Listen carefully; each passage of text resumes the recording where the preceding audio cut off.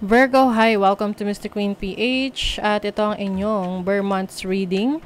So, titignan natin ano yung energies for you ngayong Burr Month. So, that's September, October, November, December 2025. So, if you're interested in private readings, meron tayong 50% discount sa mga tarot reading services. Extended yan hanggang September 2025. Kaya mag-book na kayo. Yung link nasa description at sa pinned comment. And also like, share this video, subscribe na rin kayo kung bago pa lang kayo rito sa channel. And also, comment na rin kung kayo naka-resonate sa ating reading. Meron tayong promo rin, free, hindi pala ito promo, freebie. Free one question tarot reading. Comment nyo lang yung question nyo dyan, pipili tayo ng winner. Ayan.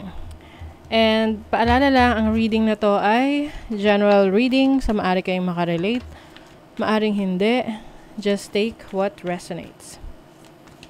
So, let's see, Virgo. What's the energy for you ngayong Burr months? Virgo energy.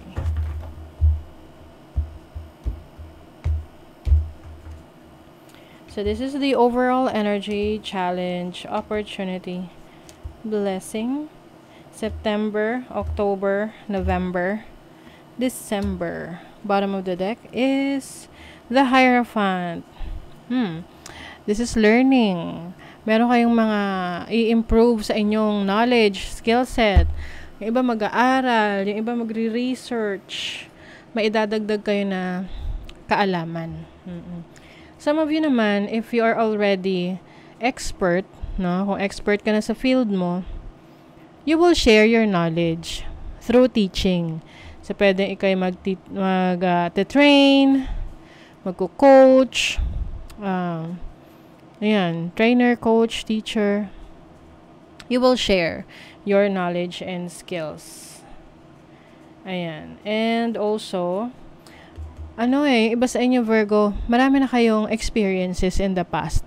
And yung mga experiences nyo na yon, sobrang dami nang natutunan. Oo, you are wiser than ever. Kaya yung iba sa inyo, alam niyo, maingat talaga. Maingat kayo sa mga decision nyo, sa mga actions na gagawin nyo.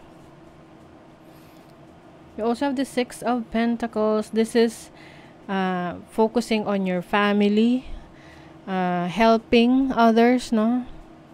I think itong project ng iba sa inyo, like pagtuturo, no, teaching, sharing your knowledge, this will also magiging source of income nyo to. Magdadala to ng kaperahan sa inyo. Oo, kasi this is a good karma for you kasi you are sharing your abilities, your knowledge. You have the Eight of Cups, the Wheel of Fortune. Oh, things are changing. May shift ng energy, ng direction. So, yung iba, you may be leaving a situation, mag-alis sa isang sitwasyon na hindi ka na fulfilled, hindi ka na masaya, or you feel like parang stagnant, no? Yung energy. Yung bang parang na-stuck ka. So, you are leaving that situation. Bang example, sa relationship. Ang tagal nyo na sa isang relationship pero parang walang plano, walang patutunguhan, yung connection nyo. So, some of you, pwedeng alis kayo sa sitwasyon na yan. Pagdating naman sa career, kung matagal ka na dyan, sa trabaho mo, career mo, pero wala nag-i-improve. So, you may also be leaving that situation. Para mag-explore ka ng ibang opportunity. Ayan, o. You are being led to your destiny. Wow. Nine of Pentacles energy. Financial stability. Financial independence. Financial security. Okay. Overall energy. You have the Three of Wands. Oh, ang ganda nito kasi this is about expansion, exploration, pag-unlad. So, sa trabaho, pag-unlad ng trabaho, kung may business ka, business mo, lalago, dadami yung mga clients mo, customers mo, projects mo. Some of you, maaring merong travel opportunities or kung plano mo mag-abroad, maaring makapag-abroad ka ngayong Burr months. Ayan, you are going on an adventure. You are finally taking action and stepping out of your comfort zone. Your challenge is the Ace of Pentacles. Alam nyo, minsan mahirap talaga magsimula. Lalo na kung komportable ka na, like komportable ka na sa sitwasyon mo ngayon, pero feeling mo walang pag-unlad. Kailangan mo rin talagang mag-explore. So there's a new beginning, a beginning for career, business, or another source of income na susubukan mo. Challenging siya, pero sa simula lang yan challenging eh. 'Di ba? Pero pag sinimulan mo yan, tuloy-tuloy yan. At dapat consistent ka rin. So, consistency is your challenge. Kung paano ka magiging consistent sa actions mo, sa explore mo, no? It can be a career, business. So, your opportunity is the Four of Pentacles. This is stability. Di ba nabanggit ko sa inyo kanina, may stability, financial stability. Some of you, may opportunity kayo na finally, makakabili na kayo ng bahay, patayo na kayo ng bahay. It's like properties, investment. So, pwedeng mag-i-invest ka sa properties, real estate, or makakaipon ka na ng mas maraming pera ngayong bare months. I think, madalas kasi itong naglalabas sa reading. Siguro to sa collective, no? So, sa lahat-lahat sa atin. Ngayong bare months, I feel like hindi masyadong gagastos yung mga tao ngayon. Lalo na in this economy, no? Nung tipong, not necessarily hindi gagastos, pero magiging wais na pagdating sa paggastos. Kung ano lang talaga yung kailangan, tsaka kung may quality ba yung binibili nyo, ganun. So, you are going to focus more on your saving more money for your future. Your blessing is the moon, which is your instinct, your intuition, yung feelings. You are divinely protected, Virgo. This is also motherhood, no? So, maaring iba sa inyo, magkaka-baby, magkakaanak, no? Kung asawa nyo naman yon. Tapos, this can also mean, like mas magiging in touch ka sa yung emotions as well, no?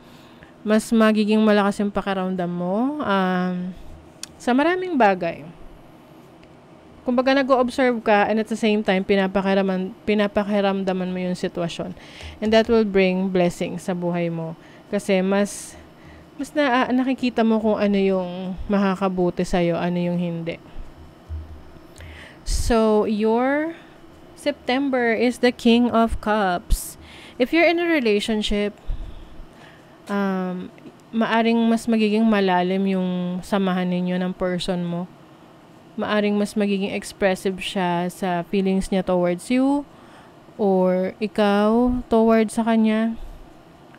Pwede rin tong this can be, kung yung tipong nasa seryosong relationship, pwedeng meron sa inyo ma-engage, merong proposal, or higher level of commitment pagdating sa relationship. Yeah. Okay. So, iba ang kadil ninyo ay water sign, Cancer, Scorpio, Pisces. And then, October, you have the Three of Pentacles. This is enterprise, pag ninegosyo. Mahilig ba kayo sa negosyo? Kasi kung mahilig kayo sa negosyo, pagdating ng November, makikita mo yung progress pag-unlad nung trabaho mo, career mo, or negosyo mo. Pwede kasi itong merong salary increase, or may promotion, may ibibigay sa yung importanteng project na magbe-benefit ka ng another incentives. 'Di ba? Or pagdating sa negosyo mo naman, mas dadami yung customers, or dadami yung mga products na pwede mong ibenta. Merong success dito. I think yung iba sa inyo, yung talents nyo, yung skill set nyo, yun yung pinaka-core ng business na yan or ng source of income ninyo. Hindi siya yung tipo na papasok ka, gagawin mo yung isang task, tas babayaran ka. This is about your talents, yung gifts sa'yo, yung expertise mo. Diba? And then, November, oh, wow. The Empress. Isa ito sa pinakamagandang card sa tarot, no? This is about abundance, fertility. O, yung iba sa inyo, November, pwedeng manganganak, mabubuntis, makakabuntis, o just take what resonates. Kaya lang, sabi ko, lagi kong sinasabi, kung ready na kayo, then go for it. Congratulations. Pero kung hindi pa, mag-ingat, no? Kasi mahirap magkaanak. Fulfilling, yes, but in this economy, in this world, ay, ang hirap. Anyway, so, this can also be fertility, like pagiging productive. Yung tipong papaldo ka, ganon, papaldo ka sa trabaho, sa business mo, maraming income. This is also harmony, so mayroon ka maayos na, mababalance mo, no, yung needs mo, needs ng family mo, tsaka yung resources na dumarating sa'yo. And then, December is the Two of Pentacles. O, balance and harmony na naman. When it comes to your finances. I think meron kang dalawang major na source of income. Can be pagiging employee or sa work. Or another one is sa career, sa trabaho, sa business. Meron kang side hustle, extra income, ganyan. Or pagdating ng December, meron kang magde-decide ka kung alin doon yung ipa-prioritize mo. Kasi pwedeng yung iba sa inyo, may mga pinagsasabay na trabaho, career, business. Tapos, mapapansin mo na mas meron ka ng kinikilingan or meron ka ng mas dapat mong i-prioritize kasi yun yung mas nagpapasok ng pera. So, you will have this focus sa isang source of income. Speaking of source of income, money, career, finances for Virgo, what's the energy? 7 of Cups. Ang daming opportunities. Oo, maraming pinipresenta sa'yo ngayon sa trabaho, business, sa career. But be very careful kasi ito, sabi ko sa inyo, blessing nyo yan, yung instinct nyo, intuition nyo. Gamitin nyo yan sa pagpili ng best option. Oh, wow. The 6 of Wands. This is success. Sumakses. Sa success. Paldo pagdating sa career, business. O, diba? 4 of Pentacles, 2 beses lumabas. Financial stability, financial security. And more properties to come para sa inyo, Virgo. And then sa love life, you have the Sun. O, yung ba sa inyo masaya kayo sa love life nyo? Oh, lalo na kung bago itong relationship. Or parang feeling mo, bago yung relationship ninyo, pero matagal na kayo. Diba? Yun yung masarap. And the Knight of Swords. I feel like, when it comes to communication, yung relationship ninyo na prangka, alam mo yung mas authentic, totoo. Yun yung nakakatulong sa relationship ninyo kasi mas nakikilala nyo talaga yung isa't isa. Like, ano yung totoong gustong sabihin. Walang paligoy-ligoy. Okay, let's see what else. Yung iba sa inyo merong, kung single ka, merong person na magkakaroon ng romantic interest sa'yo. Pero sa una, hindi mo siya magugustuhan. Tapos, eventually, madidevelop. Wow. Creativity. Ayan, no? Yung iba sa inyo, meron kayong makakasama, makakatrabaho, makaka-collaborate for a creative project. At may mga bagay na hindi matutuloy kasi hindi yon para sa'yo. So, ano lang yan? Isipin mo na lang na it's a redirection. 'Di ba? At least pinakita sa'yo alin yung hindi para sa'yo. Kasi kung para sa'yo yan ako, walang makakapigil dyan. An exciting event. O meron kang mapupuntahan or attenan na exciting event.